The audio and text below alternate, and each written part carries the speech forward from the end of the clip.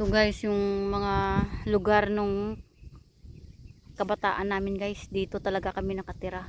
At itong lugar na ito ay hanggang doon sa malayo. Lahat ng mga sok-sok noon, pinapasok namin yun. Dahil naghahanap kami ng makakain. Ayan, andyan, lahat yan. Hanggang doon. Saan kami pupunta. Tapos itong nitso na ito guys. Itong nitso. Ito yung dalawang matanda na nagpapaaral sa akin. Sila nag-aalaga sa akin nan. At saka nung malapit na, nung namatay na yung matandang babae, yung lalaking na lang naiwan, sabi niya, yung nasa gitna na yan, mga kalahating hektar, ibibigay niya sa akin yun. Pagawa niya sana ng deed of sale, ibigay lang sa akin kasi mula nung bata ako, ako ang nag-aalaga sa kanila. Ngayon, hindi namatay naman yung matanda, hindi ko naabutan kasi nag-aaral ako sa Takurong noon. Ayun, inangkin lahat ng ano niya, nung manak niya, yung adopted nila. Hindi niya ako binigyan. Eh, wala na ako magagawa. Ayan, ito. Ito yung nitso ng dalawang matanda. Si Stanislao Cathedral at saka si Brigida Cathedral. Ipinanganak pala si Wabiday ng 1917 at saka namatay siya noong October 28, 1996. Nasa Takurog ako nag-aaral nito noon. 4th year high school ako. Nung time na iniwan ko sila. Kasi nag-aaral ako doon, nag-transfer ako ng May. Kasi mag-aaral ako ng June. Yung pag-October siguro, nag-consumption siguro yung matanda kasi wala na ako. At wala na silang makakatulong sa bahay. Ako kasi nag-aalaga sa kanila. Yung pag-October no namatay. Tapos yung matandang lalaki naman, ipinanganak siya ng May 26, 1916 at namatay siya ng 1997. 1 year lang. October 19 siya namatay kasi ang sabi ng tandang lalaki na ito, sabi niya, Day, sa Wibis, sa anniversary, sa October 28, October 19 siya namatay, di ba? October 28, uwi ka kasi magse-celebrate tayo ng date anniversary ni Uwamu Biday, sabi niya. Tapos pag uwi mo noon, sabi niya, mabigyan ako ng pensyon ko sa bakpi ko sa pagkasundalo. Bibigyan kita, tutulungan kitang makapag-aral, sabi niya. Tapos sabi niya, yung kalahating hektar doon, sabi niya, ibibigay ko sa iyo. Ibibigay ko sa iyo yung kalahating hektar, lagyan natin ng kasulatan ni deed of sale, sabi niya. Ngayon, hindi ako mapakali kasi Wibis sana yung uwi ko. Lunes pa lang, Martes pa lang, umuwi na ako. Kasi, ang iniisip ko na, bakit parang, basta na emergency uwi talaga ako noon, hindi ko alam. Parang, ko, pinapauwi ba? Ayun, nung umuwi ako, sabi ng ng uncle ko, sabi niya, buhay na si Wamuslaw, patay na. Sabi niya, sabi ko, wag kang maglaro ng bunganga mo. Sabi ko, pinagalitan ko pa yung uncle ko kasi naglalaro ka ng bunganga mo, sabi ko. Napuntahan mo doon sa bahay ni Artim, sabi niya. Wala na, may kuto na yung ilong niya. Abaw. Ngayon, naglalakad ako galing sa bahay. Kasi dyan yung bahay. Ni Artim noon, dyan. Yung bahay niya, nakatayo dyan. Dito pa lang ako, nalalakad ako kasi nagalanganin nga ako, hindi nga ako maniwala sa sabi nung uncle ko. Nakita ko dito na lumalakad sa pilapil na to, yung pamilya niya, yung kapatid ng babae at saka yung asawa niya naglalakad dito kasi pupunta dito tingnan mo, sabi niya. Tingnan mo sino yung pangalan nun? Ayan, papunta siya kay Manong Martim kasi andoon si Uwamo Islaw nakahaya, sabi niya. Nananiwala na ako, dito pa lang ako. Sumigaw na yung mga anak ni Manong Artim, sabi niya, Day. Hindi na ako natuloy doon sa bahay ni Manong Artim kasi umiyak na ako dito. Hanggang dito na lang ako, hindi na ako tumiritso doon kasi umiyak na ako noon. Sabi ko, totoo talaga. Ayun, umiyak ako noon. Siyempre, ilang taon kong ilaga yung dalawang matanda. Tapos ganun ang nangyayari. Yung palagay ko parang may kubrang gumagalaw kasi parang mayroong sounds ka man na maririnig na umiingay sa mga halaman. Kasi syempre ganitong lugar hindi maiwasan walang kubra ito. Oh yan. Sigurado may, ay manok. Manok pala, akala ko kubra yung gumagalaw. Ayan manok.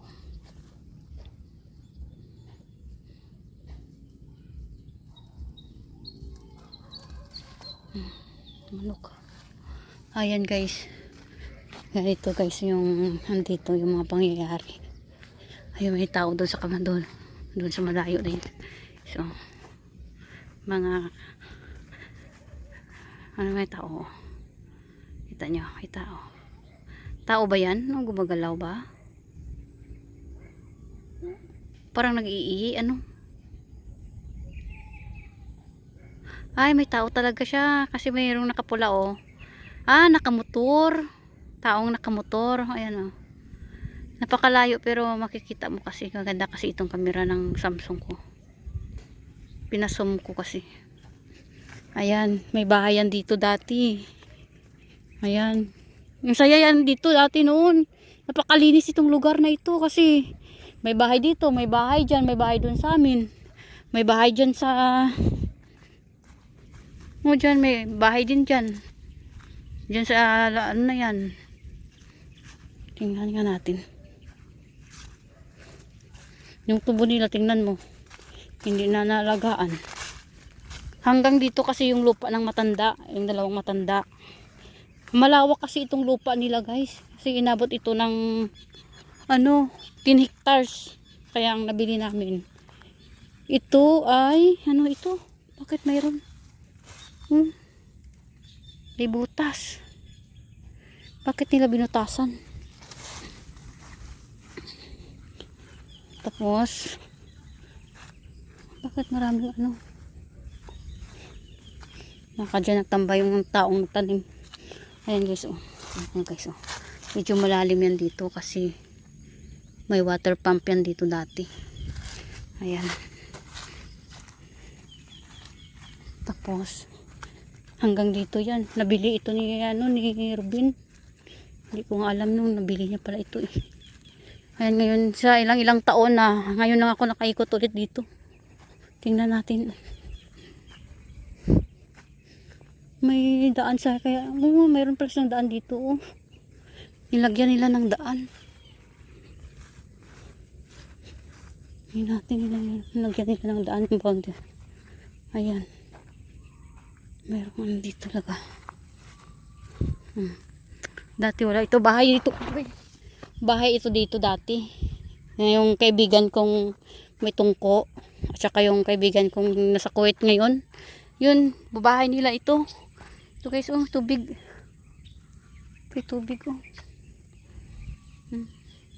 Tapos guys. Tingnan nyo guys. Oh. Mga bulaklak pa ito ng mga nakatira dito dati. Ayan. Yung bulaklak.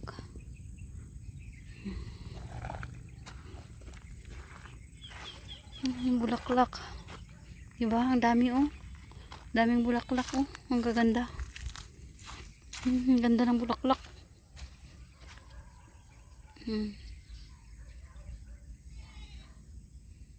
Ayan. Ang gaganda ng mga bulaklak guys. Ay, may water pump pala sila dito guys. Mayroon pala silang water pump dito.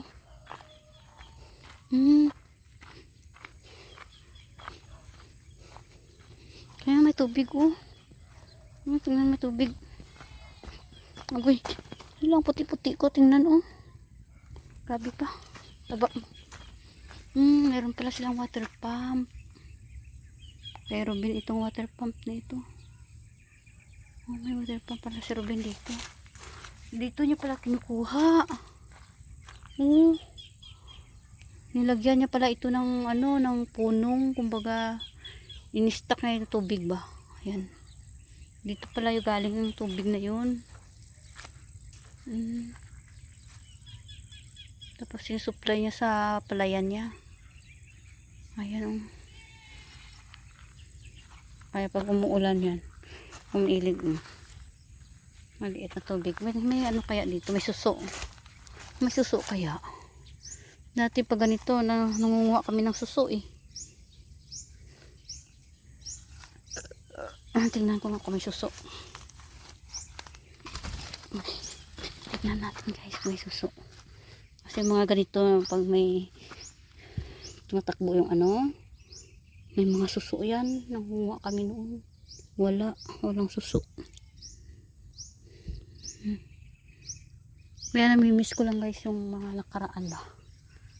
Yung mga nakaraan na mga pangyayari dito. Sa lugar na ito.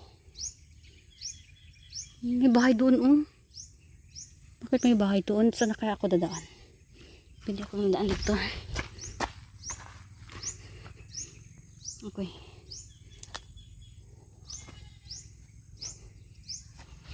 Okay. Ayan guys. Ito yung mga lugar na kung saan kami lumaki. Ito. Wala. Tingnan natin dyan. Parang may isda. May isda siguro. Tapos ang mga maliliit pa kami. Mga ilog na ito. Kung saan saan may nai-stack na tubig. Yun. Nangunguha kami ng isda. Oo. Masipag ako niyan. Noon. Masipag ako manguha ng isda. Punta tayo doon sa kabila. Ayan, ito yung buhay namin natin. Ang dami tangkong. Maraming isdang gumagalaw-galaw. Maraming tangkong.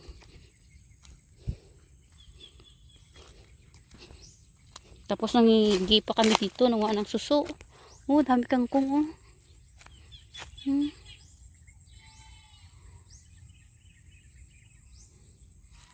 Kaya gusto ko din maggawa ng punong. Na kanina galing Ngayon din dito tayo. Kita mo kung anong ginawa nila sa area na ito. Sinira lang nila. Kakahuyan ito ngayon noon lahat ito ay kakahuyan. At saka yung mga isda noon dito sa mga ilog-ilog nito napakarami.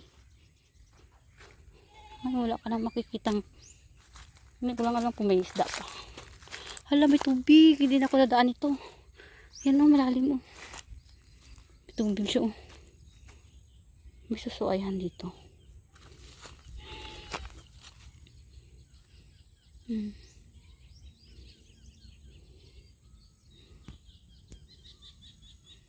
Ayan.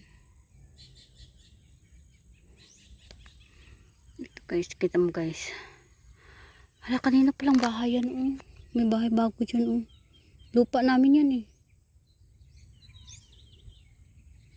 Baka nakabili sila ng lupa dito. Binintahan nila. Okay.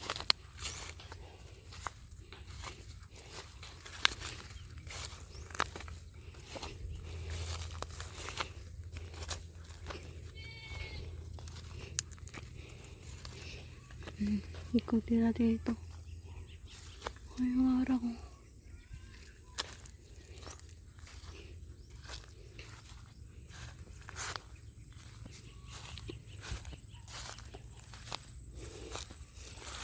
Dati ito ay kawayanan. At saka may mga prutas. Kung anong prutas mayroon dito noon. May kabugaw, may santol. May pumilo, may santol. Ngayon wala na. Wala nang puno. Kaya naman itong bahay na ito.